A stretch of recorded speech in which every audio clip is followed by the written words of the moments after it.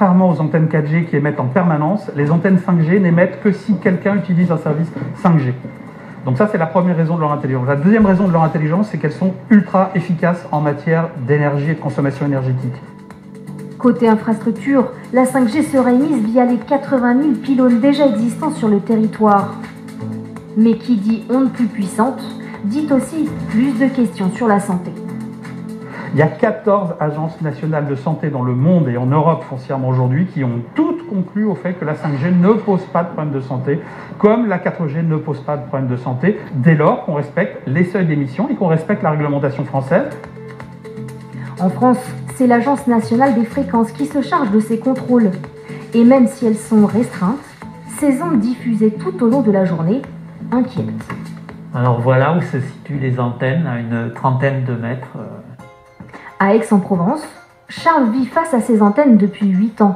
On voit vraiment que c'est dirigé sur nous et ce qui m'inquiète particulièrement, ça va s'accumuler puisque là, les antennes 4G, 3G et 2G ne vont pas disparaître, les gens ne vont pas changer leur portable du jour au lendemain, donc il y a un effet cumulatif.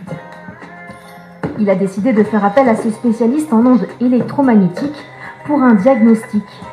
L'expert utilise plusieurs outils, comme celui-ci, dont le résultat interpelle. Je ne prends que ce qui vient d'antenne relais, puisqu'on a coupé l'électricité, on a mis les téléphones portables, on les a arrêtés. Et là, en rayonnement permanent, on a presque 2 volts par mètre. 2 volts par mètre, soit 10 fois plus que le seuil préconisé par le Conseil de l'Europe. C'est déjà beaucoup pour un rayonnement permanent, parce que ce qui est problématique, ce n'est pas l'exposition occasionnelle, mais l'exposition permanente. En France, les antennes sont limitées à 61 volts par mètre, mais pour une exposition occasionnelle aux ondes. Alors pour se protéger au quotidien, Charles et sa femme comptent investir dans des peintures ou des rideaux anti-ondes. Par principe de précaution, d'autres ont carrément préféré dire non à la téléphonie mobile.